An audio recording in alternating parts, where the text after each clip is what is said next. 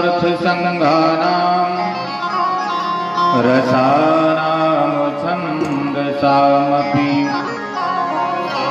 मंगलानां च कर्तारौ वन्दे वाणी विनायकौ ध्येयं सदा परिमग्नमभीष्टदोहम् तीर्थास्पदं शिवविरञ्चिनुतं शरण्यं भृत्यार्तिहं प्रणतपाल भवाब्धिभूतं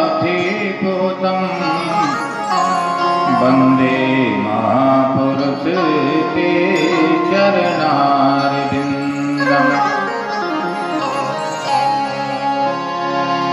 बंसी विभूषित करार नवनीरदाभा पीताम्बराधरुण बिंब फलाधरोष्टा पूर्णेन्द्र सुंदर मुखा दरबिंद नेत्रा कृष्णात् परं किमपि तत्त्वमहं न जाने कांचन गौरांगी राधा वृंदावनेश्वरी ब्रजभानुसुते देवी प्रणमामि हरिप्रिये गौरांगं रसमयं नित्यं रसाचार्येण शोभितं श्रीराम हर्षण देवाख्यं सद्गुरु प्रणमाम्यहम् नारायणं नमस्कृत्य नरं चैव नरोत्तमं देवीं सरस्वतीं व्यासं ततो जयमुदीरयेत् अतुलित बलधामं हेमशैलाभदेहं तनुजीवन कृशानं ज्ञानिनामग्रगण्यं सकलगुणनिधानं वानराणामधीशं रघुपति प्रियभक्तं वातजातं नमामि।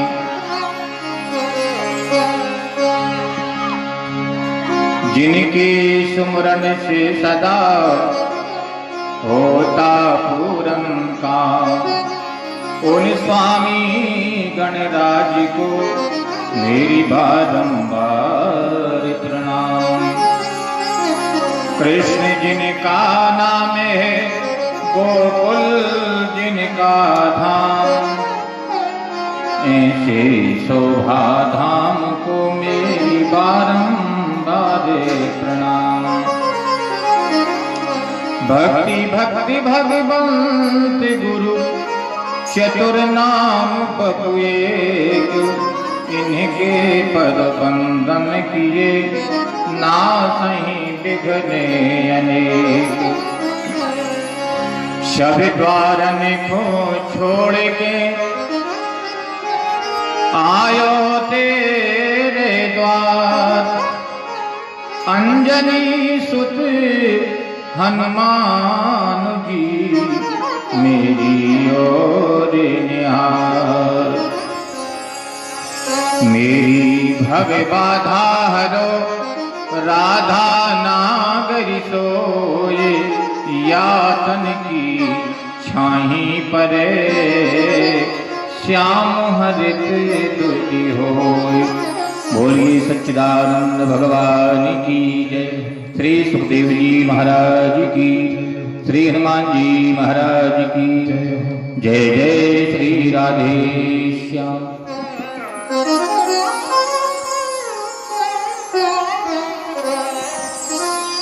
अखिलकोट ब्रह्मांड नायक परात्पर ब्रह्म परमेश्वर अकारण करुणा करुणालय भक्तवांछा कल्पतरु पीताम्बरधारी मुरली मनोहर की बांग में प्रतिमूर्ति श्रीमद्भागवत महापुराण वाणी विधिष्ठात्री मां श्रुति भूत भावन भोलेनाथ भगवान पराम्बा जगदम्बा पार्वती मेरे परमाराध्य भगवान की कथा के अनन्य रसिया अनंत बलवंत संत श्री हनुमंतलाल जी महाराज ग्राम नगर से पधारी सभी श्रोतालु श्रद्धालु महानुभाव ममतामयी करुणामयी वात्सल्यमयी माताएं बहनें बाल गोपाल सभी ब्राह्मण देवता संगीताचार्य आज भगवान की ही बड़ी ही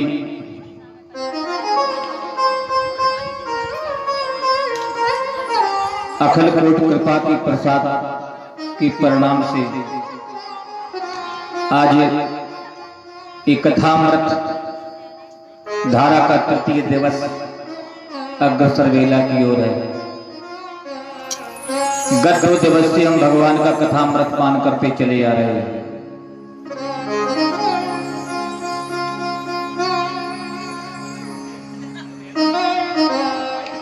भवसागर चाहे पार जो पावा राम कथा ताकर थड़ नावा।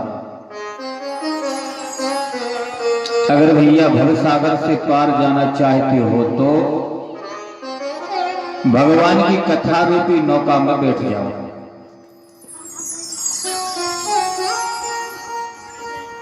तो पार हो जाओगे।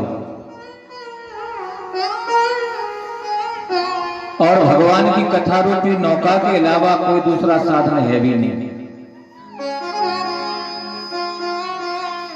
जो न तरई भवसागर नर समाज अस पाए। जो भवसागर से इस मनुष्य तन में पार नहीं हो पाया तो कहते हैं कि तेनर निंदक मंद मति आत्महन गति जाए। ऐसे नर निंदा के पात्र हैं, आत्मा की स्वयं हत्या करने वाले हैं। इनको आत्मघात का पाप लगता है। जो नर्तन पाकर के और भवसागर का मार्ग प्रशस्त नहीं कर पाए ऐसे मनुष्यों के लिए आत्मघात का पाप लगता है। तेनर निंदक मंद मति आत्महन गति जाए।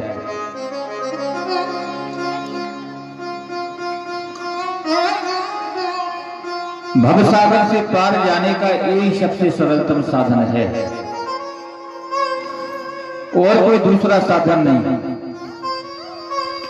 जास नाम सुमरत एक बारा उतरहि नर भव सिंधु अपारा। छोटा मोटा कोई ये भवसागर छोटा मोटा नहीं है, अपार सिंधु जिसका कोई पार नहीं। लेकिन भगवान के नाम में भी इतनी ताकत है। कितनी? गरले सुधार करहीं मिताई और गोपद सिंधु बनल से दिलाई।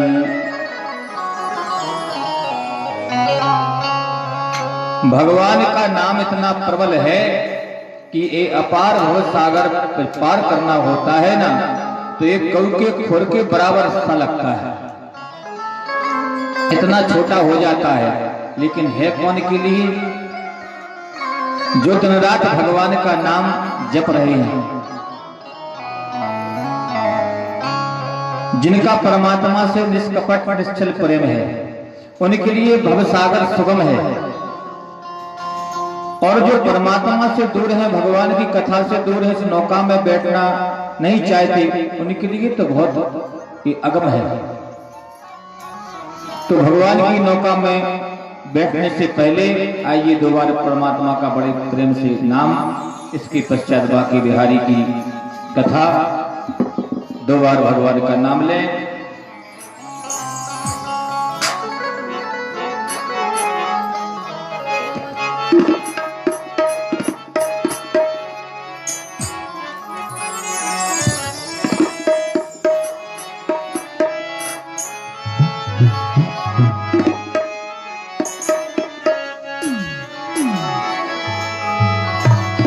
हे प्रभु मुझे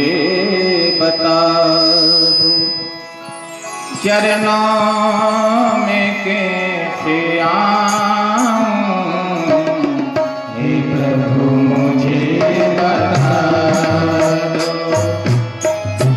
चरणों में कैसे आऊं, हे प्रभु मुझे बता दो। हे प्रभु मुझे बता दो।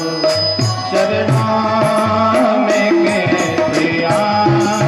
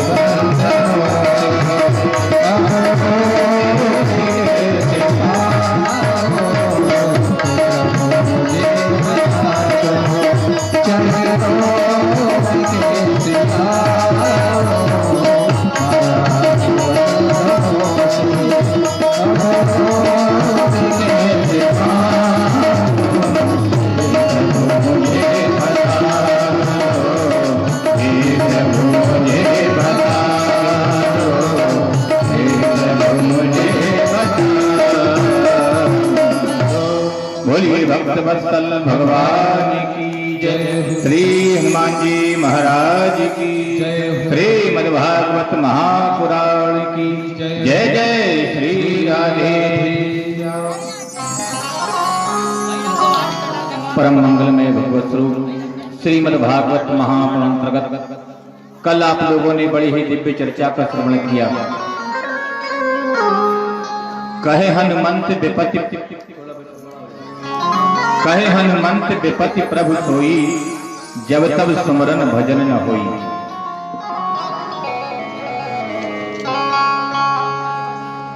विपदो नई विपदा, संपदो नई विसंपदा, विपत्ति नारायण स्मृति और संपत्ति नारायण विस्मृति।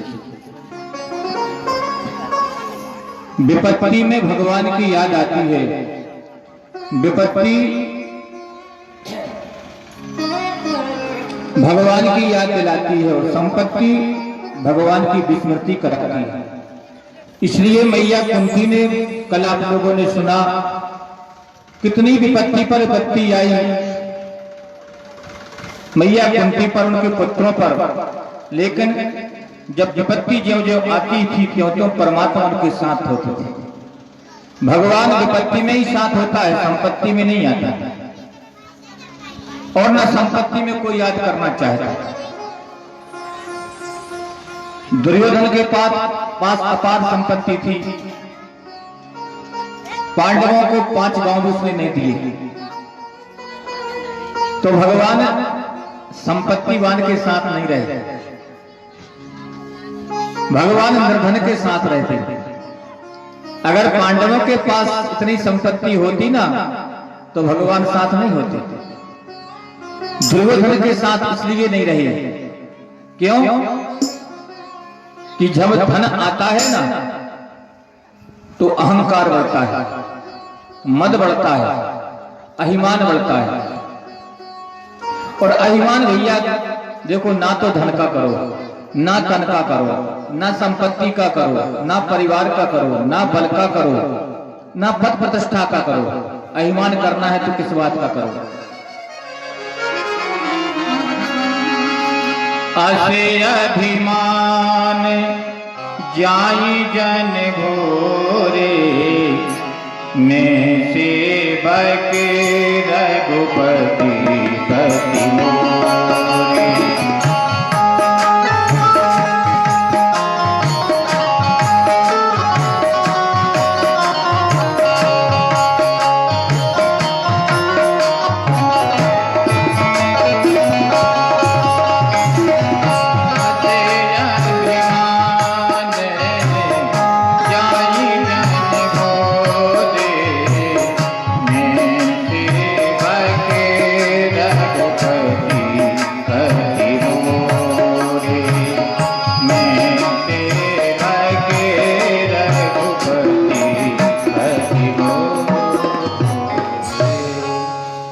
अभिमान जाए जन भोरे। अभिमान करना है तो भगवान की भक्ति का करो, भगवान के चरणों का करो, भगवान के नाम का करो, भगवान के भजन का करो।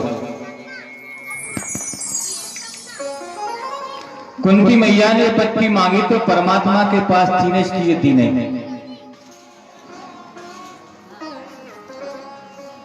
भीष्म पितामह का देह त्याग के बाद पांडवों ने कहा कि भैया अब हम द्वारका के लिए जाना चाहते हैं। अर्जुन को साथ लेकर के वे गोविंद और द्वारका को चले गए। समय बीतता गया। सोनक जी ने पूछा महाराज, सूजी महाराज से कि महाराज ये बताएगी आपने परीक्षित का क्या हुआ? परीक्षित की तो आपने चर्चा ही छोड़ दी। वक्ता जब कथा बोलता है तो कथा कहते कहते प्रसंग में बह जाता है, तो श्रोताओं को ध्यान करना पड़ता है कि महाराज वो बात पीछे की आपने बोली नहीं, वो रह गई। इसलिए ध्यान कराया सूजी महाराज को। अरे मैं तो प्रसंग में आगे चला गया। सूची कहते हैं सौनकादिक ऋषियों, सकुशल महाराज परीक्षित का जन्म होगा। जन्म लेते ही और वह टुकुर टुकुर सबको देखने लगा। जात कर्म संस्कार आदि हुआ, इनका नामकरण हुआ, इनका नाम विष्णु ना राता दत्ता।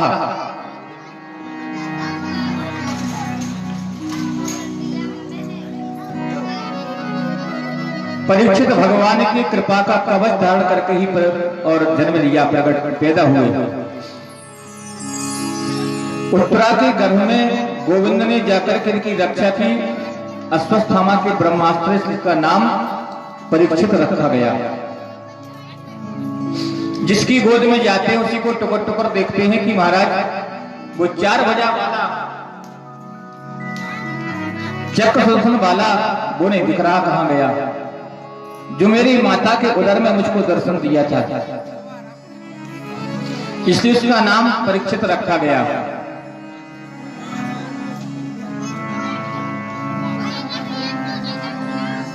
अब शकुन बहुत बढ़ने लगा, इस समय बीतता गया। भगवान द्वारकाधीश गए, आज पूरे 7 महीने बीत गए, ना तो अर्जुन आए और ना कोई संकेत। अब शकुन बहुत होने लगे। पुच्छल तारा का उदय होने लगा। गाय को बछिया का दूध पीते देखा। प्रतिमाओं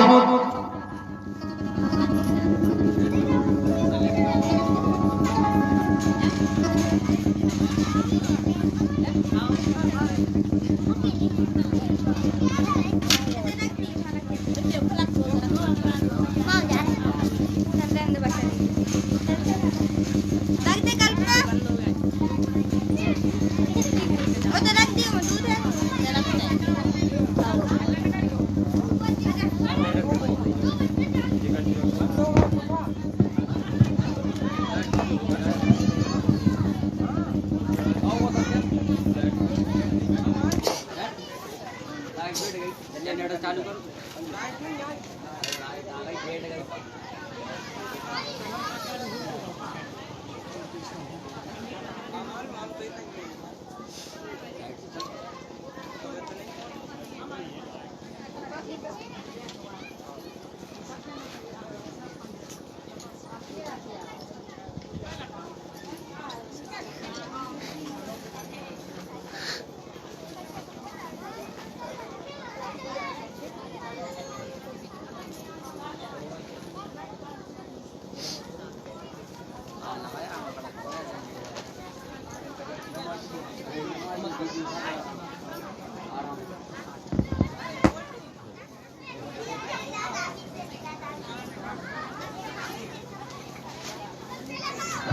श्री राधे राधे।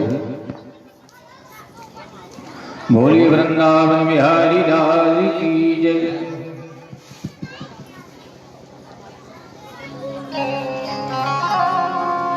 आज महाराज युधिष्ठिर को बहुत अपशकुन होने लगे। ये सब संकेत देखे, प्रतिमाओं को रोते देखा, आंखों से आंसू निकल रहे हैं। ये सब नष्ट का संकेत है। 7 महीने बीत गए, न कोई संदेशा, न कोई चर्चा। गता सप्ताधुनामासा भीमसेन तब अनुजा, नायाति कश्यपाहि तो नहीं वेदार मंजसा। ये चर्चा हो ही रही थी कि महाराज ना तो अर्जुन आई, ना कोई संदेशा, बात क्या है। उसी समय सामने से अर्जुन दिखाई दिए। जैसे अर्जुन को देखा महाराज युधिष्ठिर ने, उनका चेहरा कांतिहीन था, मुख पर कांति नहीं थी। पूछा अर्जुन महाराज से, भैया ये बताओ, क्या तुमसे गौवध तो नहीं हो गया, या ब्रह्म हत्या तो नहीं हो गई, या तुमने किसी के बालकों की अनुपस्थिति में तुमने भोजन तो नहीं कर ली। अच्छा ये बताओ, हमारे द्वारकाधीश इतने दिन से गए हैं, सकुशल से तो है, हमारे प्रभु परिकर के साथ प्रसन्न तो है। जब भगवान के बारे में पूछा तो अर्जुन चरणों में गिर करके रो पड़े। कहते हैं महाराज, वंचितो हम महाराजा हरिनाम बंधु रूपिणा, इन में हरदम तेजो देव विस्मापनम महत। भैया, हमारे प्यारे प्रभु के सानिध्य से हम वंचित हो गए। मेरे प्रभु सबको छोड़कर इस धरा धाम से साकेत को चले गए, जिनकी कृपा से हमने खांडव वन से मुक्ति पाई, दहन किया, जिनकी कृपा से दुर्वासा के उग्र श्राप से हम बचे, जिनकी कृपा से द्रौपदी का वरण किया। आज मेरे प्यारे प्रभु हमारा साथ छोड़ करके और चले गए। अर्जुन जब लौट करके आए तो रास्ते में भगवान ने अर्जुन की परीक्षा लेने के लिए भीलों का रूप धर लिया, क्योंकि अर्जुन को भी अहंकार हो गया था। ऐसा संसार में कोई नहीं जन्मा।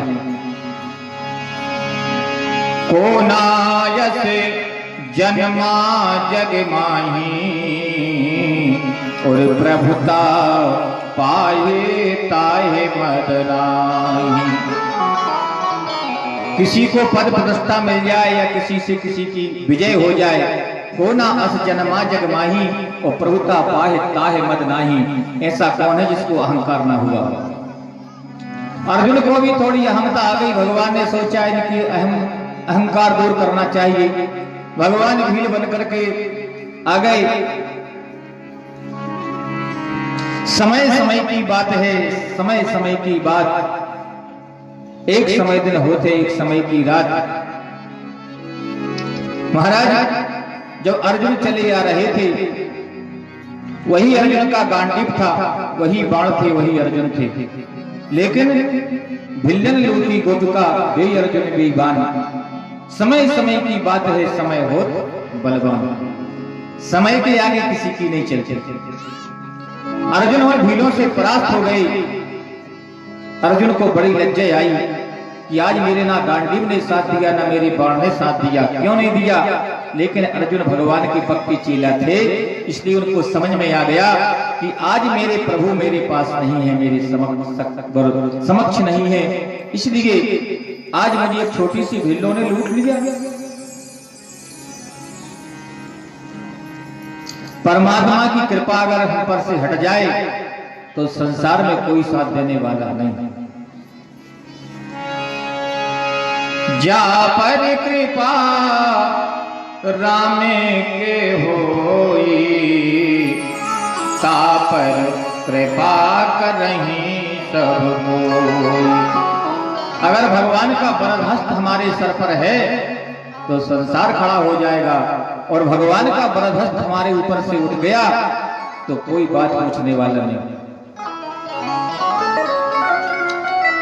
लेकिन जब मैया कुंती ने सुना कि आज हमारे गोविंद हमको छोड़कर के धराधाम से चले गए, तो मैया कुंती भगवान श्री कृष्ण इतना प्रेम करती थी कि बात कानों में सुनते ही और धड़ाम से भूमि पर गिर पड़ी, प्राणों का परित्याग कर दिया।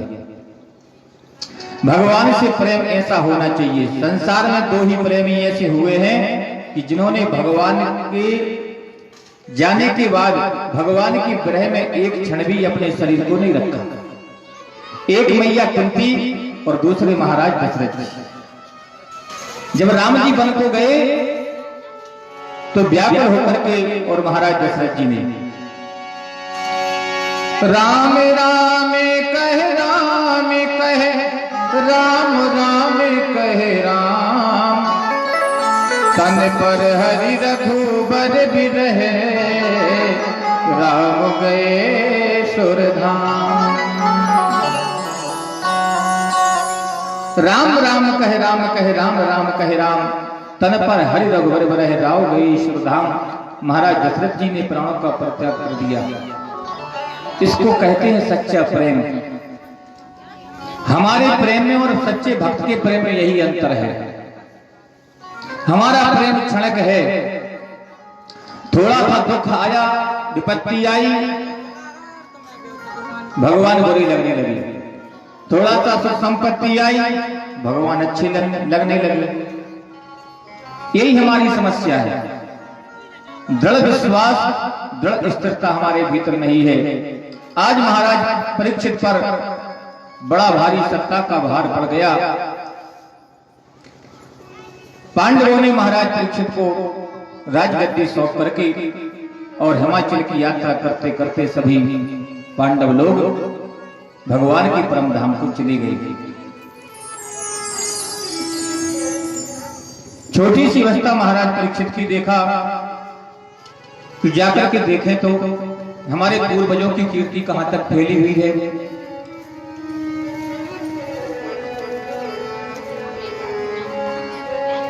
जाकर के देखा, परिभ्रमण किया, घूमते घूमते महाराज एक जगह पर बड़ा अटपटा दृश्य देखा। क्या देखा? एक काला कलूटा व्यक्ति और बुरी तरह गाय को प्रताड़ित कर रहा है। उस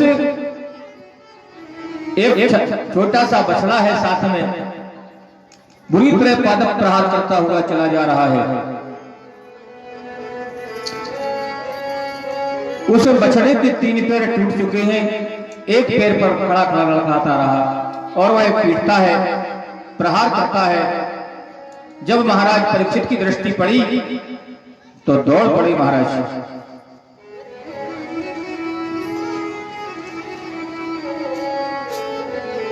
और अपनी म्यान में से तलवार निकाल करके जब उसको मारने के लिए दौड़े तो है दीनवत् शरणं गतः, दीनहीन होकर के महाराज परीक्षित के चरणों में गिर पड़ा। महाराज त्राहि माम, त्राहि माम।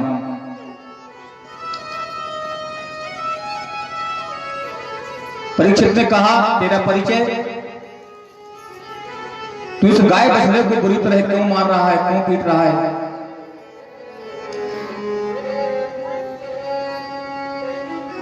उस व्यक्ति ने कहा, महाराज मैं कलयुग हूं। अच्छा, कलयुग मेरे राज्य में? और तू कैसा? यत् अधर्म कृतस्तानम सूचकस्यापि तद् भवेत्। महाराज मैं कलयुग हूं, मेरा तो समय हो गया, स्थिति में आ गया। परीक्षित को बड़ी गिलानी हुई कि आज मेरे राज्य में और मेरे गोविंद धरा धाम को छोड़ करके चले गए, तो मेरे राज्य में इतना अत्याचार गायों पर। तलवार निकाल करके मारने दौड़े तो चरणों में गिर पड़ा, शरणागत हो गया। महाराज रक्षा कीजिए, रक्षा कीजिए।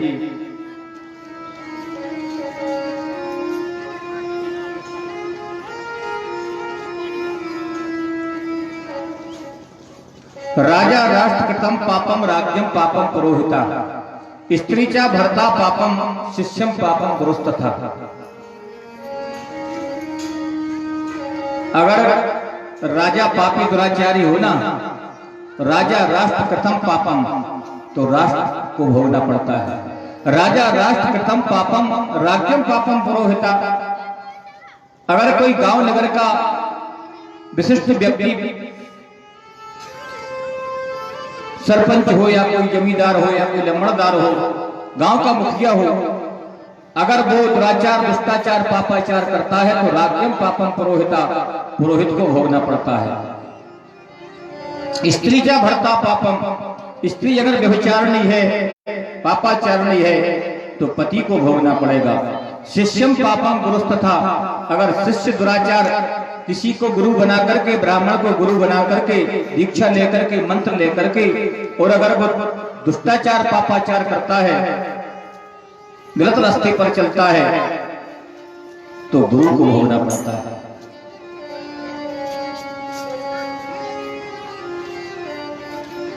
अच्छा, मैं समझ गया महाराज, आपका परिचय क्या है? गाय से पूछा, बोली मैं पृथ्वी हूं। और उस बछड़े से पूछा, बैल से पूछा, बोली महाराज मैं धर्म हूं। और आज धर्म पर एक कुठाराघात हो रहा है। पहले सतयुग द्वापर त्रेता में चारों चरणों से धर्म था। प्रथम 4 पद धर्म के, और कल महू एक प्रधान, एन केन विधि भीने दान करे कल्याण। इस समय में एक पैर पर धर्म खड़ा है, तो धर्म को चलाना पड़ता है इस कलयुग में। मन से तो बहुत, मन से कठिन बात है। मन से तो जब आदमी धर्म कर्म करता है यज्ञ अनुष्ठान भागवत कराता है जब सारी घेरा की रास्ताएं बंद हो जाएं, तब जब कोई रास्ता न सूझे, सारे मार्ग बंद हो जाएं, तब फिर धर्म कर्म और भगवान की कथा, भगवान का अनुष्ठान याद आता है। और जब तक रास्ते खुले रहे तब तक कोई मतलब नहीं। इसलिए कलयुग में धर्म एक पैर पर खड़ा है, लगड़ा है, उसको चलाना पड़ता है।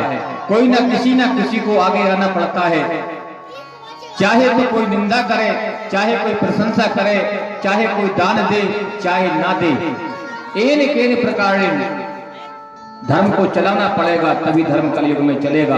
क्यों कि वो चल नहीं सकता।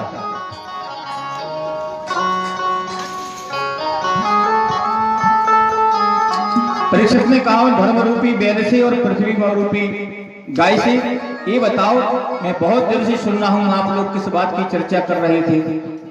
आप कोई साधारण पुरुष नहीं, मैं सुन रहा था क्या वार्तालाप हो रही थी। धर्म कहता है और गाय कहती है कि महाराज अरे मैं किसको दोष दूं, काल को दोष दूं, कर्म को दोष दूं, या अपने भाग्य को दोष दूं, या ग्रहों को दोष दूं।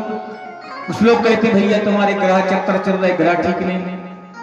मैं तो महाराज किसी को दोष नहीं देता। क्यों? काहू न कहू सुख दुख कर दाता,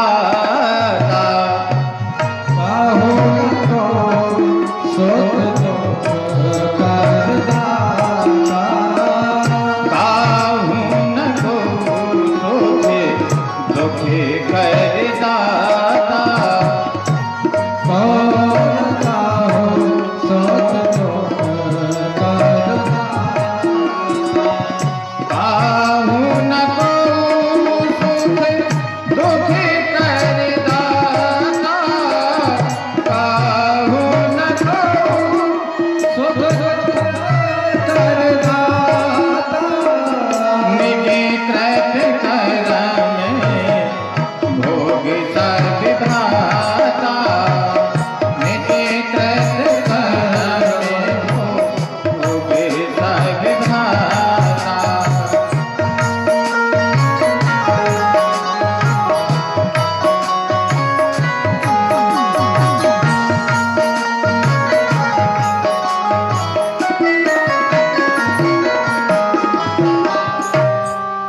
काहू सुख दुख कर दाता, निजकृत कर्म भोग संभ्राता।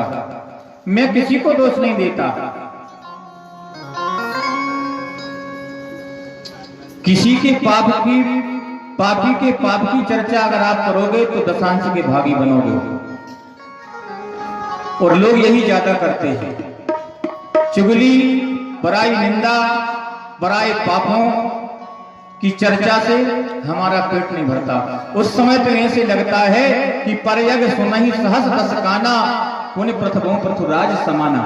अगर भगवान ने 10,000 कान दे होते तो महाराज हो सकता है चुगली निंदा से तृप्ति हो जाती। 2 कानों से तृप्ति नहीं होती। किसी के पुण्य की चर्चा करोगे तो दशांश के भागी बनोगे। इसलिए जीवन में ध्यान रखो कि किसी के पाप की चर्चा ना करो। कलयुग से कहा, अच्छा ये बताओ कलयुग तुम्हारे पास गुण कितने हैं और दोष कितने हैं? कलयुग कहता है महाराज मैं दोषों का तो भंडार हूं, लेकिन गुण बस एक ही है। कौन सा गुण है महाराज? यत्फलं नास्ति तपसा न योगेन समाधिना, तत्फलं सम्यक् लभते कलौ के सब कीर्तना। महाराज में दोषों का तो भंडार हूं, लेकिन एक बहुत बढ़िया गुण है। कलयुग के बल हरि गुण गाहा, कलयुग के बल हरि गुण गाहा, कलयुग के बल हरि गुण गाहा, कलयुग के बल हरि गुण गाहा, कलयुग के बल हरि गुण गाहा।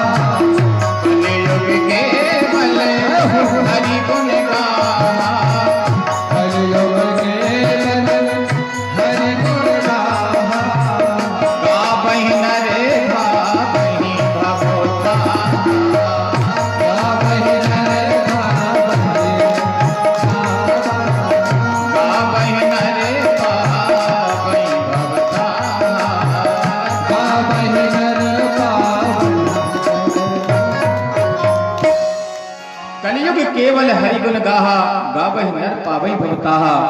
इस गुण पर महाराज परीक्षित रीझ गए। भैया बहुत बढ़िया गुण है तेरे पास, तो कोई ना परिश्रम करना पड़ता है, ना कोई तप तपस्या करना पड़ती है, बस जिब्या हलाओ, भवसागर से पार हो जाओ।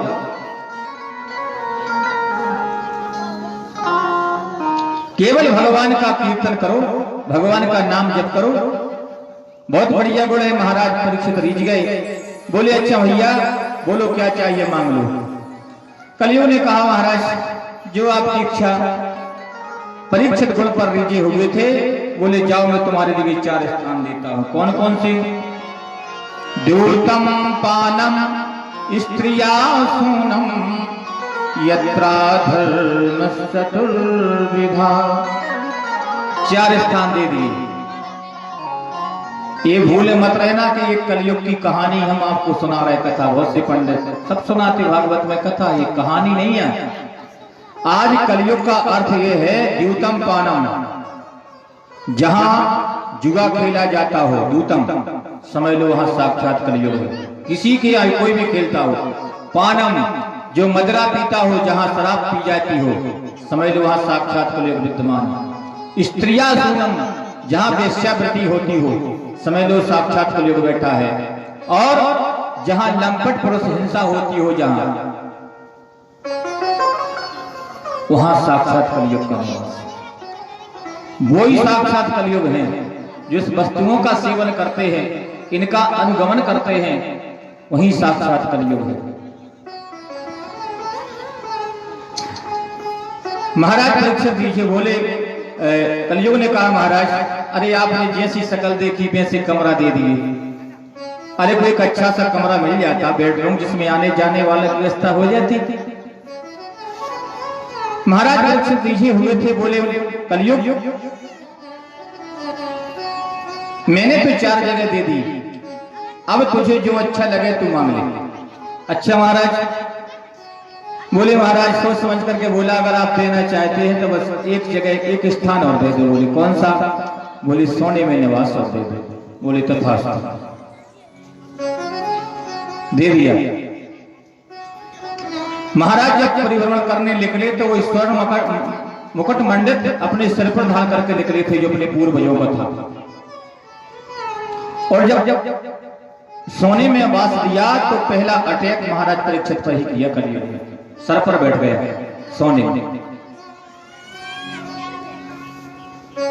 महाराज की बुद्धि भ्रमित हो गई। संसार में सभी वस्तु में सदोष हैं। भगवान गीता में कहते हैं कि धातु नाम अस्मि कांचनम। धातुओं में जो सोना है ना, स्वर्ण, उसमें मेरा निवास है।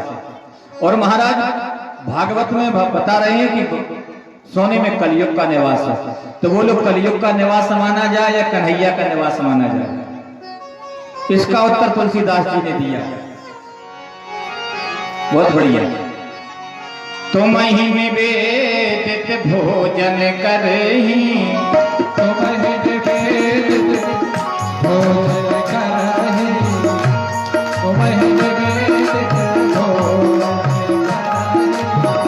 तुम ही निवेदित भोजन करही, तुम ही निवेदित भोजन करही, तुम ही निवेदित भोजन करही, तुम ही निवेदित भोजन करही।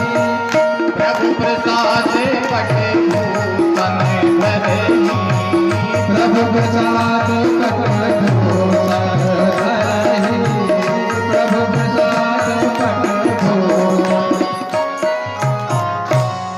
तुम ही निवेदित भोजन करही, प्रभु प्रसाद पट भूषण धरही। कोई भी वस्तु ग्रहण करो, भगवान को सबसे पहले समर्पित करो। नहीं क्या होता है, सोनार के यहाँ गए, स्वर्णकार के यहाँ बढ़िया भैया और नथ खरीदी और बढ़िया ना दुर्गा जी को पहनाई, ना राधा जी को पहनाई, ना सीता जी को समर्पण की। पता चला वहीं से नाक में लटकाए चली जा रही। कोई मन चला आया, मारा झटका तो मैं नाक तक पटा के ले गया। हो तुम ही निवेदित भोजन करही, प्रभु प्रसाद पट भूषण धरही। जड़ चेतन गुण दोषमय विश्व कीन करता रहा। संसार में सभी वस्तुओं में दोष रखा है सदोष, लेकिन सदोष कब होती है? जब भगवान को अर्पण किया जाए। हमको तो इतनी फुर्सत भी नहीं महाराज, भोजन की थाली आए तो एक बार यही कह दे कि आइए प्रभु आइए। क्यों? कि भैयाओं को तो समय है नहीं, बस उनका तो समय कब का है कि देख लिया कि बस 12 बज गए, 1 बज गए, 11 बज गए, जिसका जो समय है आए, पत्नी पर रोल जमाया और थाली परसी भोजन किया, मुंह हाथ पहुंचा जी टूट खड़े हुए। अब ये तो जवाबदारी मैयाओं की है। अब बेचारी काम से परेशान हो तो भोजन बनाते बनाते खबर रही तो भोग लगा दिया, और श्रीमान जी खड़े सबसे पहले थाली परस के थाली उनको दे दी, भगवान बैठे बेचारे।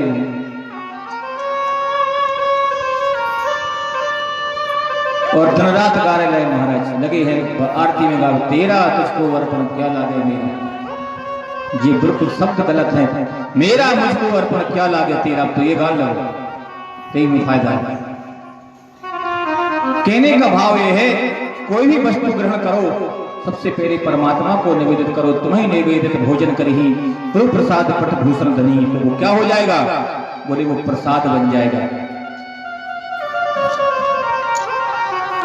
महाराज पर कलयुग प्रसन्न हो गया, बोले वाह महाराज बहुत बढ़िया स्थान था। कलयुग ने कहा कि देखो महाराज इन्हीं पर अटैक किया। कलयुग से पूछा, अच्छा भैया बताओ तुम्हारे राज्य में क्या होता है? बोले क्या बताओ, क्या क्या बताएं कि करके बताएं? बोले करके ही बताओ। एक दिन की बात, चोर चोरी करने निकले, बेचारे बहुत दिन से परेशान थे। कलयुग ने देखा कि ये चोर बहुत चोरी कर रहे हैं, आज इनको परेशान किया जाए, देखो हमारी महिमा बताई जाए कलयुग की। ऐसी चौराहे था बढ़िया रोड का, उस चौराहे पर बढ़िया सोने का इतना बड़ा ढेला बन करके कलयुग खड़ा हुआ। चोर बेचारे वहां से निकले, बड़े परेशान थे, कुछ नहीं मिला। जैसे ही चौराहे पर आए तो सोने का ढेला दिखाया, 4 चोर थे, प्रसन्न हो गए, बोले आज तो भगवान ने छप्पर फाड़ के दिया, रख लिया।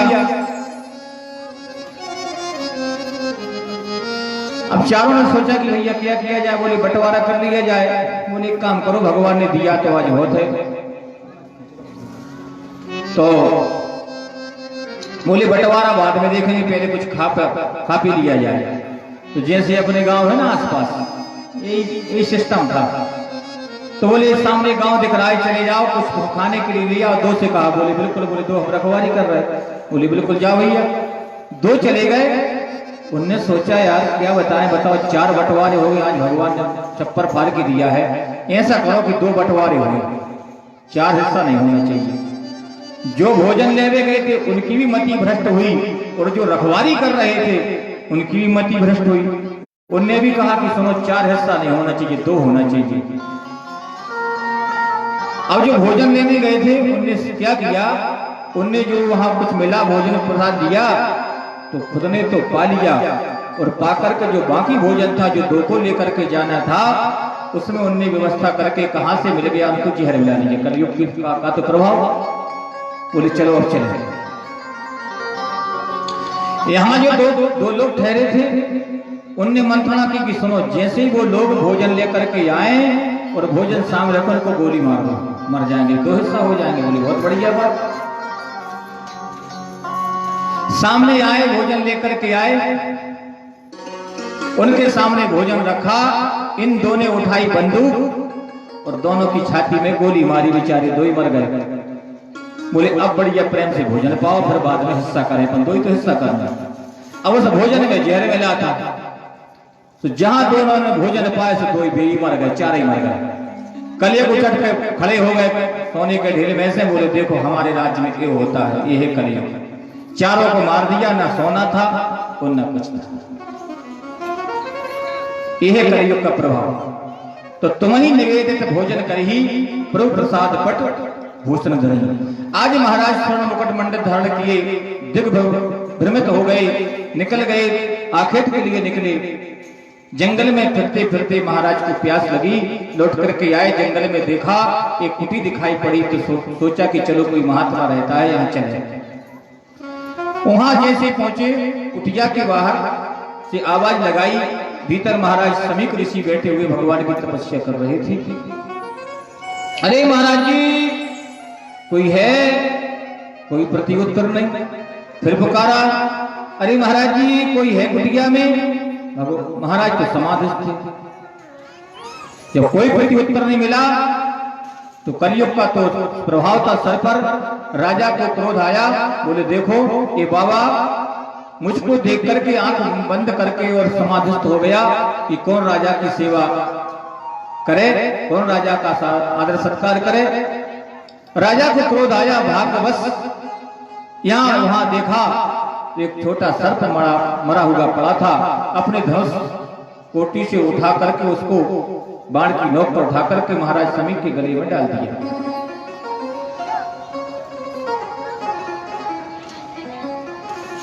सर्प को डाल करके महाराज और चले आए। कुछ वहां थोड़े शिष्य देख रहे थे, फिर रहे थे, देखा कि महाराज आज महाराज परीक्षित ने और मुनि का इतना बड़ा अपमान किया। उनने दौड़ लगाई कौशिकी नदी के तीर पर और उनका पुत्र महाराज श्रृंगी खेल रहे थे। शिष्यों ने जाकर के बता दिया, भैया अरे तुम यहाँ खेल रहे हो, देखो आज तुम्हारे पिताजी का कितना बड़ा अपमान किया। किसने? बोले महाराज परीक्षित ने। और ऋषि कुमार की आंखें अंगारे बरसाने लगी। कौशिकी में प्रविष्ट होकर के और जल लेकर के और श्राप दे डाला।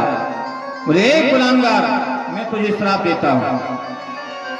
इति लंघित मर्यादा तक्षका सप्तमे हनि तक्ष समात कुलांगारं नोदितो मे तत्रुहम्। एक कुलांगार, अरे तुम्हारे पूर्वजों ने सदा संतों की चरणों की रज मस्तक पर रखी और आज संतों का अपमान। जा मैं तुझे श्राप देता हूं कि तुझे तेरी 7 दिन में तेरी और मृत्यु हो जाएगी तक्षक के काटने से। जिस सर्प को तूने गले में डाला है ना उसी से तेरी मृत्यु होगी। दौड़ा आया, मुक्त कंठ रो उठा, पिताजी के गले में से सर्प को निकाला। जब ज्यादा रोया तो महाराज की समाधि खुल गई। बोले बेटा क्या बात है, क्यों रोते हो? सारी कथा व्यथा सुनाई महाराज, ऐसा ऐसा हुआ और मैंने तो उस राजा को श्राप भी दे डाला। महाराज समीक बड़े दुखित हुए। बोले बेटा तूने ठीक नहीं किया। ऐसा धर्मनिष्ठ कर्मनिष्ठ राजा कहां मिलेगा? महाराज परीक्षित के बाद अब ऐसा राजा संसार में होने वाला नहीं, हो तो न भविष्य। आगे चल के जो राजा होंगे वे सबसे पहला कुठाराघात धर्म पर ही करेंगे। और राजा के राज्य में क्या होता है, अगर राजा अत्याचारी पापाचारी है, प्रजा का ध्यान नहीं रखता, जासु राजो प्रिय प्रजा दुखारी, जासु राज प्रजा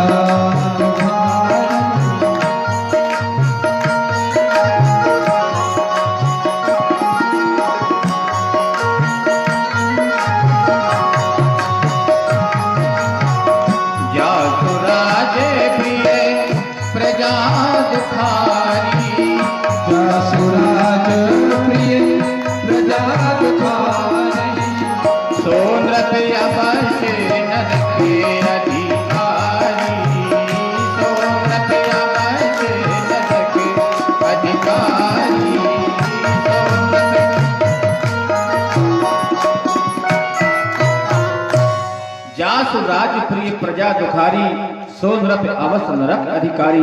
जिस राजा के राज्य में प्रजा दुखी होना, उस राजा को नरक में जाने से कोई रोक नहीं सकता। महाराज समीक ने कहा बेटा तूने बहुत बुरा किया, ऐसा धर्मनिष्ठ कर्मनिष्ठ राजा तूने श्राप दे डाला। अरे कोई कारण होगा इसलिए उसने सर्प मरा हुआ डाला, जानबूझ के नहीं कर सकता है, लेकिन श्राप तो लग गया ऋषि कुमार का। अब जो होना था तो हो गया। बोले जाओ जाकर के राजा को बताओ। गौरमुख नाम के शिष्य को भेजा।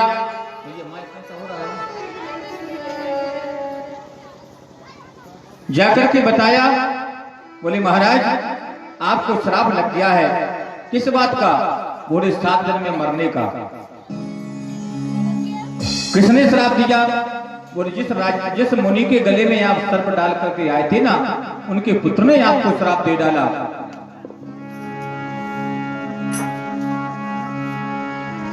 महाराज प्रसन्न हो गए। कम से कम ये पता तो लग गया कि मुझे 7 दिन में मरना है।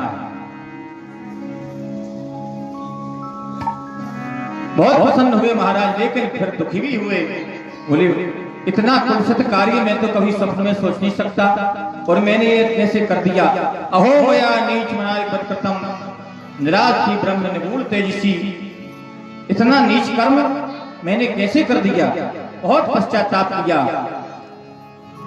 लेकिन श्राप तो लग गया, ब्राह्मण का श्राप था, सिरोधारी किया। और महाराज अपने पुत्र को जन्मेजय को राज्य दे करके परीक्षित निकल पड़े। कहां? गंगा के किनारे।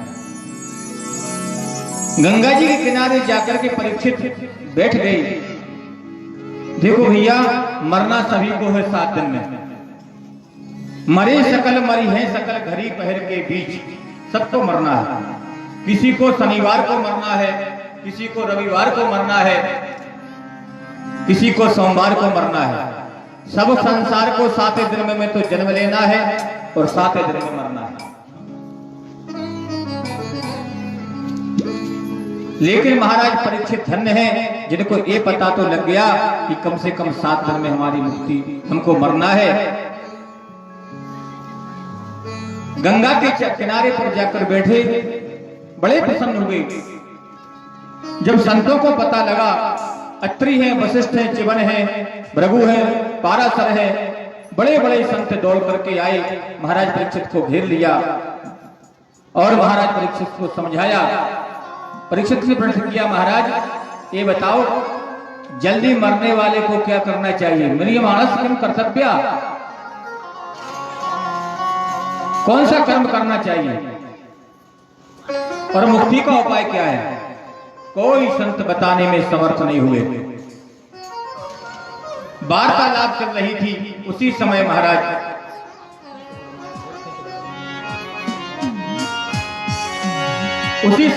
श्री सुखदेव जी का आगमन हुआ। तत्रा भवत भगवान व्यास पुत्रो यत्रक्षया गामट मानो नपेक्षा अलिखिलिंगो निज नाभिदुष्टो व्रतस्य बालैरविधूति भेता। तत्रा भवत भगवान व्यास पुत्रो।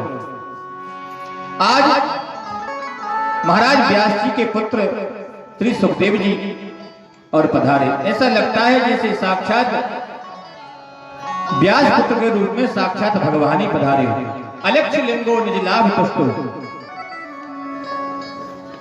जिनके तन पर कोई वस्त्र नहीं, 16 वर्षीय श्री सुखदेव जी महाराज पधारे। बड़ा ही आदर सत्कार किया। कहा, महाराज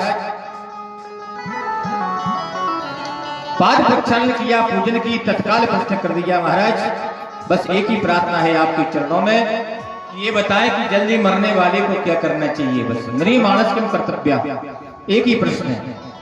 सुखदेव जी कहते, महाराज अरे कम से कम कोई आगे तुझसे बैठने तो दो। अरे हम बैठ भी नहीं पाए और आपने प्रश्न कर दिया। बोले महाराज इसलिए प्रश्न किया कि आप जैसे महापुरुष संत 2 घड़ी से ज्यादा कभी नहीं ठहरते, गोदोहन मात्र से ज्यादा नहीं ठहरते। अगर मैं विलंब करता तो आप चले जाते। मेरी मुक्ति का उपाय क्या है? तो मरने वाले परीक्षित अकेले तो है नहीं, ये परीक्षित का प्रश्न नहीं आके, ये सब हमारे संसार का पूरा प्रश्न है। सबको मरना है, सबका प्रश्न है। तो मुक्ति का साधन क्या है?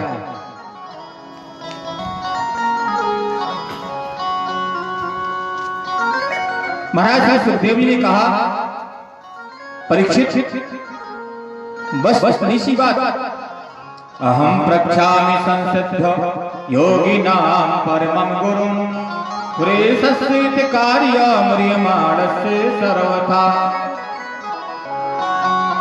भरीयारे सचे प्रश्ना क्रतो लोके तो नृपा आत्मविद सम्मतां पुंसा तो तप्यादिसुया परा बरी यादे सदे प्रश्ना क्रतो लोक हितो दको। राजन बहुत अच्छा प्रश्न किया है तुमने।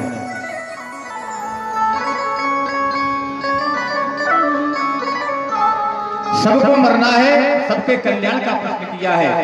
निद्रिया हिरण्यनक्तम वायव्यायेन चावया दिवाचार से हया राजन कुटुंब भरणे नवा।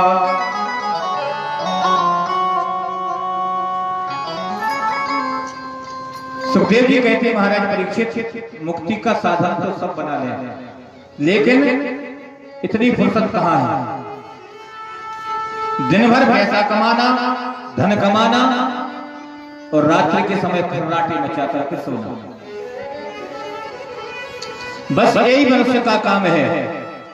और शनै शनै धीरे धीरे अपना सारा जीवन समाप्त कर देता है, लेकिन मृत्यु का साधन नहीं बना पाता कोई। याद सबको रहता है, वो भी चले गए, वो भी चले गए, दादा भी चले गए, परदादा भी चले गए, पिताजी भी चले गए, माताजी भी चली गई। ना जाने कितनों को अपने कंधों पर भर करके फूंके आए शमशान में। एक और बड़ी विडंबना, ये संसार इतना बड़ा विचित्र है महाराज, चैन से मरने भी नहीं देता। जीने नहीं देता तो ठीक है, लेकिन मरने भी नहीं देता। अगर कोई मर रहा हो, अंतिम उसका मृत्यु का क्षण गिर रहा हो, तो 10 लोग घेर के बैठ जाएंगे। अब ना दादा की बोलने की शक्ति है, ना सुनने की शक्ति है, ना देखने की शक्ति। तो 10 लोग बैठ जाएंगे, भैया आ गया, बेटी आ गई, दामाद आ गया, पत्नी आ गई, जितने रिश्ते हैं बहन आ गई। अब पूछ रहे दादा इन्हें पहचाना था? अब बताओ, दादा की आंखें नहीं खुल रही। बोले इन्हें पहचाना था? ये तुम्हारी बेटी आ गई, ये तुम्हारा दामाद आ गया, ये तुम्हारा भैया आ गया। अरे जीवन भर तुमने इनको नहीं बता पाया, आज ही मौका मिला। जिसको जानना था उसे नहीं जनाया। केवल अपने पुत्र परिवार को बता रहे महाराज, ये हमारा पोता है, ये हमारा भाई है, ये तुम्हारी पत्नी है, ये बेटी है, ये दामाद है। अब ना तो वो बोल पा रहा, ना सुन पा रहा, ना देख पा रहा। जीवन भर कहां चले गए थे नाथ रिश्ते बताने के लिए, जब से नहीं बता पाए रिश्ते। चैन से मरने भी नहीं देते। जब मर गया तो जाकर के शमशान में जब जलाने के लिए ले गए, तो मरने के बाद बोल रहे राम नाम सत्य है, राम नाम सत्य है, राम नाम सत्य है। अब किसको सुना रहे हैं? मुर्दा सुनता है, जो मर गया वो सुनने वाला है। अरे ये राम नाम जब सत्य है तो पहले क्यों नहीं बताया? मरने से पहले बताना था तो उसका कल्याण होता, उसकी मुक्ति होती।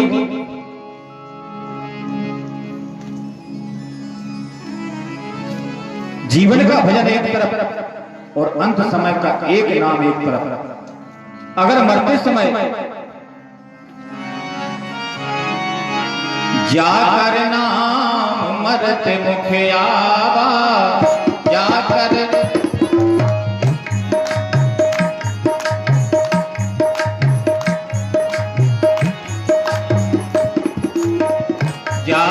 नाम मरत मुख आवा,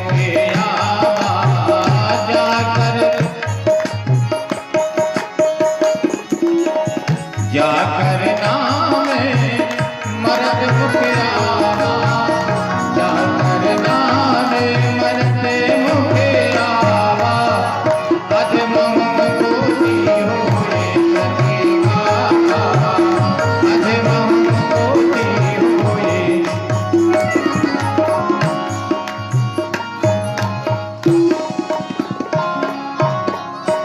जाकर नाम मरत मुख आवा, अधम मुक्ति होई कोटि गावा। मरते समय अगर परमात्मा का नाम आ जाए तो मुक्त हो जाता है। मरने के बाद कह रहे महाराज राम नाम सत्य है। अरे राम नाम सत्य अगर है तो भैया जिंदा में बताते। जब वो मृत्यु के क्षण गिर रहा था उस समय राम नाम की महिमा सुनाते, लेकिन ना पुत्र परिवार की महिमा गिनाते रहे। और शमशान में जब ले गए, जब दाह क्रिया इत्यादि की, तो सभी को गीता भागवत रामायण सब कुछ याद है। अरे भैया कुछ नहीं रखा, देखो बेचारा कितना हंस के रात में बात कर रहा था, सवेरा पता चला के गोविंदा नमो नमः। और जैसे ही अग्नि संस्कार की, जहां घर को लौटे, वो राम नाम सत्य भी चला गया, वह गीता भागवत भी चली गई, सब कुछ चला गया। आकर के वही प्रपंच में आकर के फिर पड़ गया।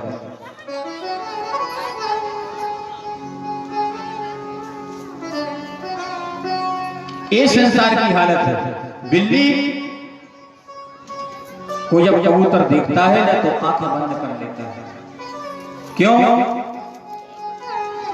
वो सोचता है कि हमको जब बिल्ली दिख नहीं रही तो हमको कैसे मारेगी, लेकिन मृत्यु रूपी बिल्ली तुमको तो देख रही है।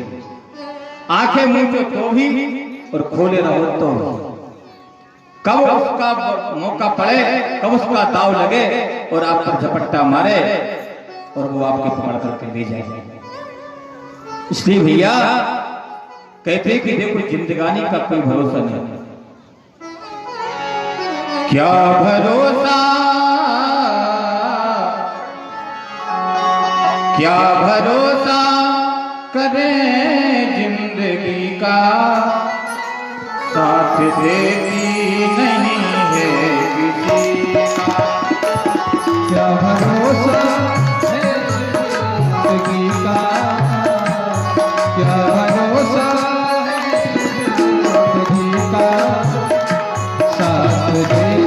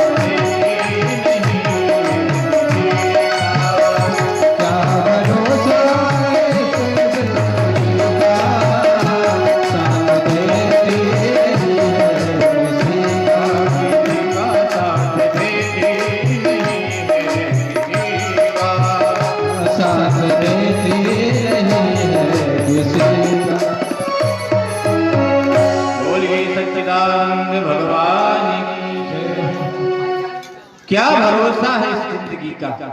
हम सभी को भैया शमशान पर भूख करके चले आए, लेकिन ये कभी नहीं सोचा कि हमको भी किसी के कंधे पर जाना है। इसलिए किसी मरने वाले को अगर राम नाम सत्य जो बात में बोलते, ये तो हमने समझ लिया, ये जान लिया, ये नहीं जाना कि इससे होता क्या है। इतना जान पाया कि बोला जाता है, मरने के बाद राम नाम सत्य ये बोला जाता है। अगर ये समझ लिया होता इसका अर्थ क्या है तो हम जिंदा में बताते, जिंदा में सुनाते, लेकिन मरने के बाद बोला जाता है, रीति बना दी। महाराज परीक्षित कहते हैं सुखदेव जी से, सुखदेव जी महाराज ये बताएं कि मेरी मुक्ति का उपाय क्या, मुझे क्या करना है। सुखदेव जी कहते हैं राजन सुनो,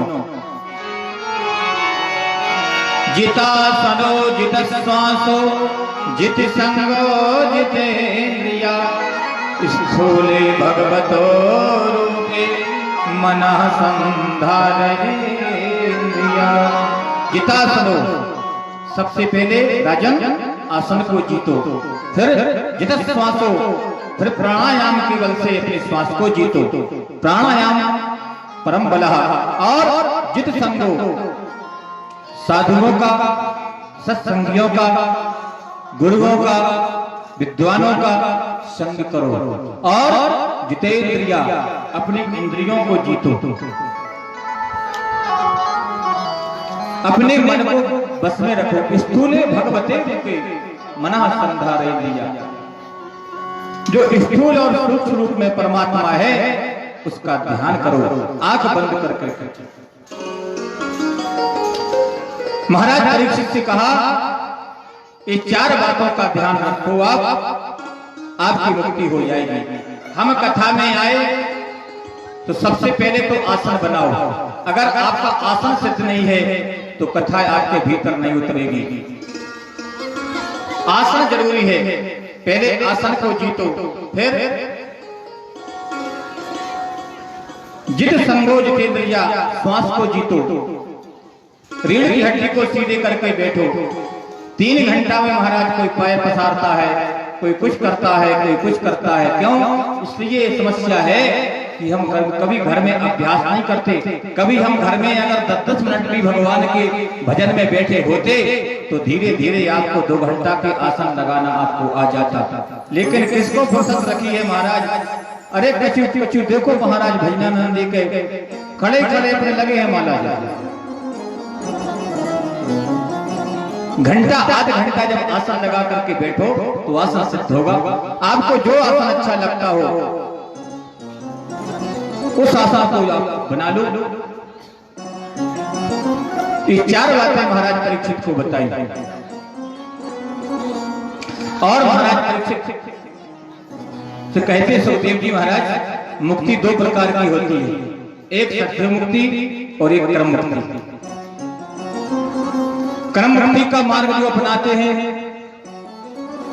उनको बहुत यात्रा करनी पड़ती है। भगवान का भजन करने के बाद जब मर करके जाते हैं तो कितनी प्रकार की और समस्याएं तो पार करके भगवान के वैकुंठ धाम को जाते हैं।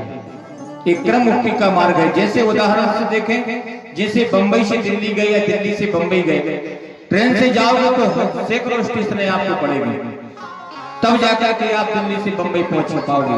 और प्लेन से जाओ तो 2 घंटे में बंबई, ना कोई स्टेशन पड़ी ना कुछ पड़ा। ये सीधा मार्ग सत्य मुक्ति और क्रम मुक्ति। किस कामना से किस देवता की उपासना करना चाहिए, ये भी श्री सुखदेव जी ने महाराज परीक्षित को बताया। अगर किसानों को धन चाहिए तो महाराज अदिति की उपासना करें। किसी को विद्वान बनना है, बुद्धिमान बनना है तो विद्या ब्रह्मत्व गिरिशम, भगवान शंकर की आराधना करो, आप विद्वान बन जाओगे। और किसी का पति पत्नी बहुत झगड़ा होता है तो महाराज पार्वती जी की उपासना करो। किसी की शादी विवाह नहीं हो रही तो महाराज उर्वशी की उपासना करो। किसी को राजनीतिक पद चाहिए, सरपंच बनना है, विधायक बनना है, सांसद बनना है, जो भी इतनी पद प्रतिष्ठाएं, तो मनुओं की उपासना करो। और किसी को कुछ नहीं चाहिए, वो भगवान की उपासना करे। परीक्षित कहते महाराज, जब किसी को कुछ नहीं चाहिए तो भगवान की उपासना क्यों?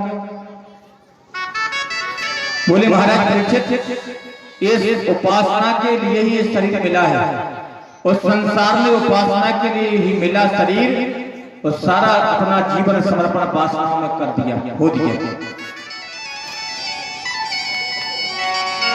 अकामो सर्व कामो बा मोक्षिका में उधार धी तीव्रेण भक्ति योगेन यजेतं पुरुषं पशु।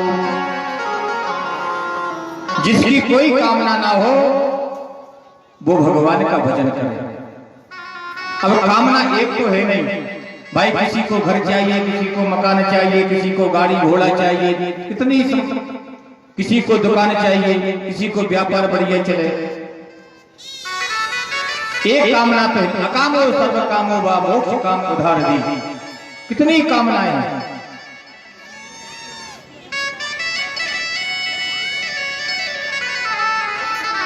एक भैया घूमने गए, समुद्र के किनारे पर खड़े थे।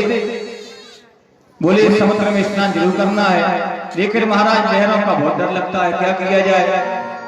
खड़े थे, एक साधु बहुत दूर से देख रहे थे कि ये भैया, ये व्यक्ति बहुत समय का खड़ा है, 2-4 घंटा बीत गए।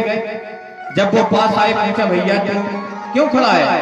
बोले महाराज मुझे समुद्र में स्नान करना है। फिर करता क्यों नहीं? बोले लहरों से बहुत डर लगता है, अगर ये लहरें शांत हो जावे तो मैं स्नान कर लूं। संत ने कहा भैया बेटा, खड़े खड़े तेरा जीवन ही समाप्त हो जाएगा, ये लहरें शांत होने वाली नहीं। एक कामना, हर एक कामना के पीछे दूसरी कामना लगी है। एक कामना का कांटा हर व्यक्ति को, हर मनुष्य को चुभा है। एक कामना पूरी हुई, दूसरी कामना सामने खड़ी है। वह कामना पूरी हुई, तीसरी कामना खड़ी है। एक कामनाओं से कभी मुक्ति मिलने वाली नहीं। इसलिए भगवान नारायण की उपासना करो। एक बुढ़िया अंधी थी, उसके बेटे के यहाँ बेटा नहीं था, पोता नहीं था। बेचारी बहुत परेशान। किसी ने कहा भैया अब तुझको अगर पोता चाहिए तो तू भगवान शंकर की उपासना कर। वाह भैया क्या बात है, धन्यवाद।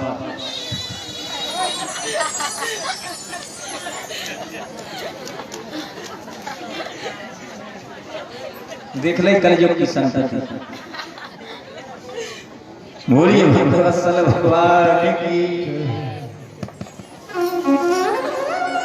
तो बुढ़िया भगवान भोलेनाथ का भजन करने लगी, खूब भजन किया, नमः शिवाय का जप किया। भगवान भोलेनाथ प्रसन्न हो गए। बोले भैया बोलो क्या चाहिए मांग लो, लेकिन वरदान एक ही दूंगा।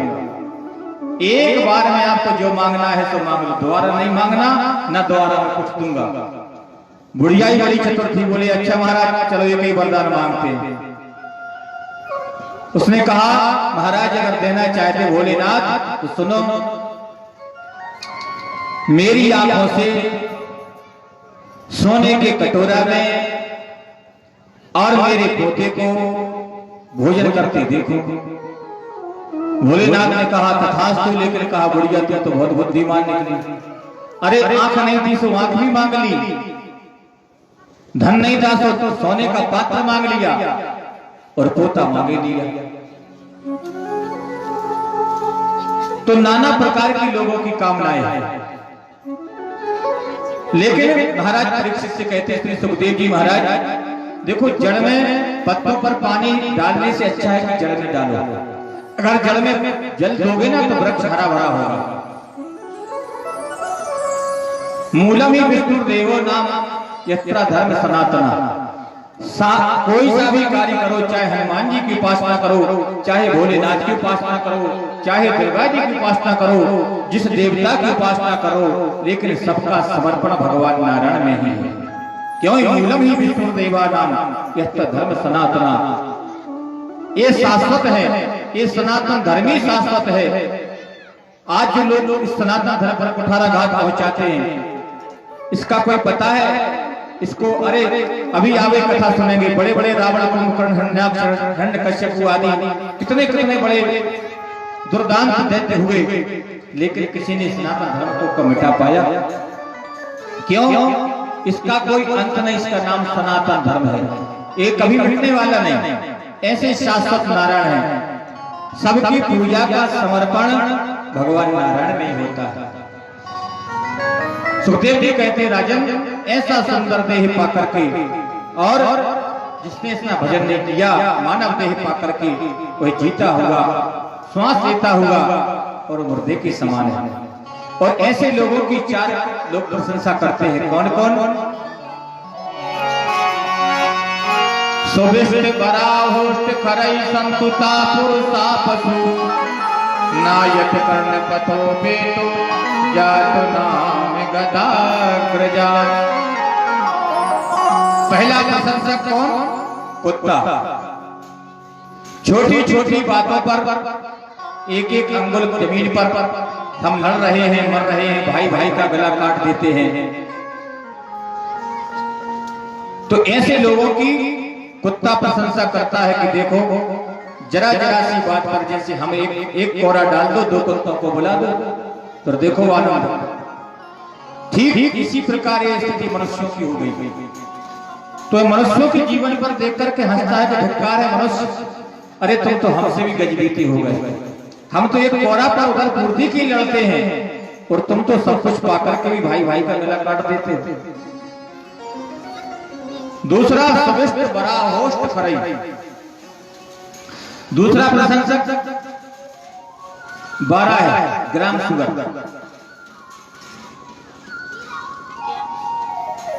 जैसा मिल जाए, जहां मिल जाए, पेट भरने के लिए मिल जाए, हड़प लो, खा लो, पेट भर लो। किसी गरीब को सहाय देखा, उसी की जमीन हड़प ली, उसी का घर हड़प लिया। ये 12 जैसी वृत्ति हो गई। भैया कथा सुनने आए हो, आते हो या कहीं जाते हो, कुछ सीखो, कुछ लेकर के जाओ। अपनी चित्त बुद्धि को बदलो, अपनी वृत्ति को बदलो, अपनी मानसिकता को बदलो, अपने विचारों को बदलो, अपनी धारणा को बदलो, कुछ तो बदलो। केवल पांडाल में बैठ करके और सिर हिलाने से कुछ नहीं होता। इस मनुष्यों की वे चार पशु प्रशंसा करते हैं। 12 कहता है ग्राम सुगर कि देखो भैया जरा जरा सी हर चीज पर और खाने पीने और हड़पने के लिए लगे, पेट ना जाने कितना बड़ा पेट हो गया, पेट भरते नहीं हमारा। तो ऐसे तो स्वर भी पेट भरते हैं, ऐसे मनुष्यों की वो प्रशंसा करता है। और तीसरा प्रशंसक है कौन? गदा। जीवन भर मालिक का भार ढोता है, ईंटें ढोता है, गारा ढोता है, नाना प्रकार के भार को ढोता है, और जब वो काम का नहीं रहता तो उसके पुट्ठे पर 2 डंडा जमाता है मालिक और बाहर भगा देता है। यही दुर्गति तुम्हारी है। जीवन भर भार ढोया, पत्नी का भार ढोया, पुत्रों का भार ढोया, घर गृहस्थी का भार ढोया, कमा कमा के सारा शरीर छीण कर लिया, ना भजन कर पाया, न ढंग से भोजन कर पाया, न तीर्थ कर पाए, कुछ नहीं कर पाया। भार ढोते ढोते वो जब वृद्धावस्था आई, जब काम की नहीं रहे, तो महाराज या तो खटिया खेत में रखाओ, गौ घटिया के जंगल में डाल दें, और न फिर जाओ किसी तीर्थ यात्रा में से वहां पटक आए। ये दुर्गति होना है और हो रही है। तो वह गधा कहता है कि जो गति मोरी हमारी हुई वही गति तुम्हारी हुई। अब मनुष्य में गधा में कौन शांता था? चौथा प्रशंसक ऊंट। थोड़ी सी पद प्रतिष्ठा मिली महाराज, तो सर ऊपर पर के चलने लगे। महाराज कोई सीताराम कर जाए बगल में से तो कोई धक्का दे चले जाए, सीताराम की फुर्सत नहीं। इतना अहंकार, इतना मद, इतना ईमान बढ़ गया। थोड़ी सी पद प्रतिष्ठा पाई, अरे गांव के मेंबर बन गए, तो समझ लो साहब मेंबर साहब बनने लगे। फिर देखने वाले बाड़े ने बड़ी प्रतिष्ठा की बात छोड़ो। तो ऊंट कहता है कि जैसे जीवन भर हम दूर का देखते रहे, ऊपर की ओर से उठाए चलते रहे ना, ऐसी जो गत हमारी हुई वही दुर्गति तुम्हारी हुई, कोई अंतर नहीं। चार पशु में से मनुष्य की प्रशंसा करते हैं, तो भैया ये चार पशु हमारी ऐसी प्रशंसा ना कर पाए, ना तो हम घर बन पाए, ना हम गधा बन पाए, ना ऊंट बन पाए, ना 12 सुअर बन पाए। ऐसी चेष्टा करो, ऐसे अपने संस्कार को जगाओ, ऐसा शिष्टाचार करो। महाराज परीक्षित से प्रश्न किया सुखदेव जी से, महाराज ये बताओ कि भगवान जगत की रचना कैसे करते हैं? भगवान ने अपने स्वरूप का विस्तार किया। परीक्षित से कहते सुखदेव जी बड़ा सुंदर प्रश्न किया है। महाराज सबसे पहले महाराज नारायण के नाभि कमल से ब्रह्मा प्रकट हुए, और जैसे प्रकट हुए तो चारों दिशाओं में देखने लगे, को हम कौन है, हम कहां से आए। सारी पृथ्वी जलमग्न। जब चारों तरफ देखा तो ब्रह्मा जी के 4 हाथ प्रकट हो गए। जब कुछ दिखाई नहीं दिया तो आकाशवाणी हुई थी तपह। 16वां और 21वां अक्षर सुनाई पड़ा। बोले ब्रह्मा जी तप करो। 10,000 वर्ष तपस्या ब्रह्मा जी ने की, तब जाकर के भगवान नारायण ने ब्रह्मा जी के कान में 4 मंत्र दिए। अहमेवास्मेवाग्रे नान्यं यदि सदसत्परं पश्चादहं यदेतच्च यो विशिष्यते सौम्यः। भगवान कहते हैं ब्रह्मा जी, ना तो पहले कुछ था, ना मध्य में कुछ है और ना बाद में कुछ है। मैं ही बनने वाला हूं, मैं ही बनाने वाला हूं, मैं ही मिटने वाला हूं, मैं ही मिटाने वाला हूं। जो भी कुछ हूं सो मैं हूं, इसके आगे पीछे और कुछ नहीं। करार बिंदे नमखार बिंदम पदार बिंदे नबिनवेशयन्तम भटस्य पत्रस्य पुटे शयानम बालम मुकुंदम मनसा स्मरामि। करार बिंदे नमखार बिंदम पदार बिंदे नबिनवेशयन्तम भटस्य पत्रस्य पुटे शयानम बालम मुकुंदम मनसा स्मरामि। जब इस संसार का प्रलय होता है, जब सारी पृथ्वी जलमग्न हो जाती है, तो केवल एक परमात्मा अंगुष्ठ मात्र बाला मुकुंदम, इसलिए भगवान का बाल मुकुंद नाम पड़ा। एक अंगूठे के बराबर रूप धर करके एक बरिया के पत्ते पर और सारी पृथ्वी का दृश्य केवल भगवान देखते हैं। कौन के द्वारा? मार्कंडेय जी के द्वारा। मार्कंडेय जी केवल 12 दिन के लिए आए थे, लेकिन आशीर्वाद में इतना फल है, आशीर्वाद और कृपा का वो फल है कि आज भी और दीर्घजीवी बन गए, अमर हो गए। इस संसार का प्रलय का दृश्य केवल मार्कंडेय जी देखते हैं और भगवान और कोई दूसरा नहीं देख पाता।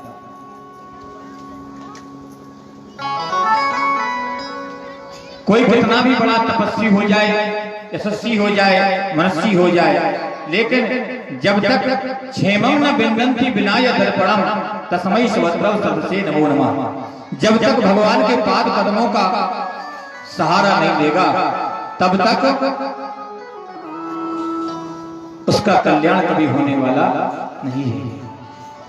आज 4 मंत्र दिए महाराज, और ये 4 मंत्र ब्रह्मा जी के द्वारा नारद जी को मिले, और नारद जी के द्वारा ये 4 मंत्र जाकर के महाराज श्री व्यास जी को दिए। व्यास जी ने 18,000 श्लोकों में परिणत करके अपने बेटे और सुखदेव जी को सुनाए, और उनके द्वारा फिर महाराज परीक्षित के द्वारा आज इस सब संसार को सभी सुनने को मिल रहा है। पहले केवल 4 मंत्र थे।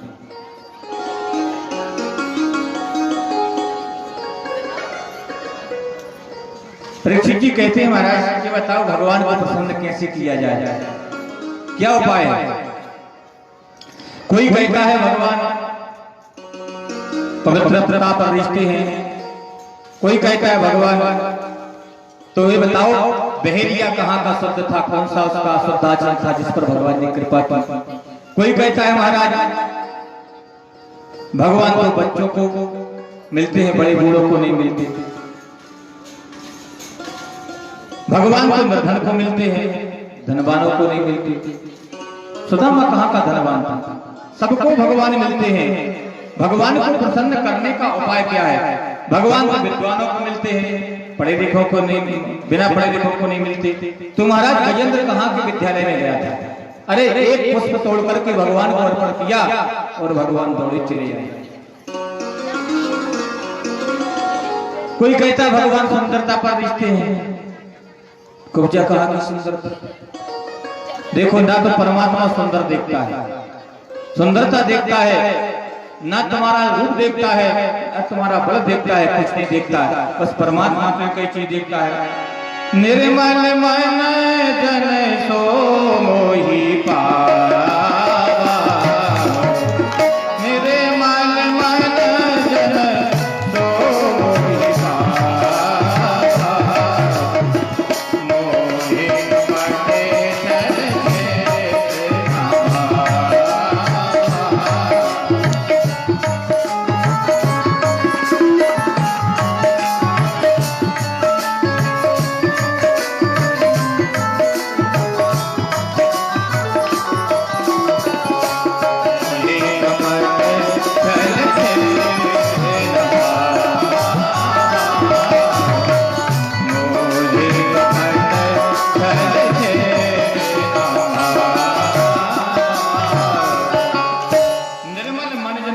बाबा मोहि कपट छिल चित्र न भावा, बस परमात्मा का यही कहना है।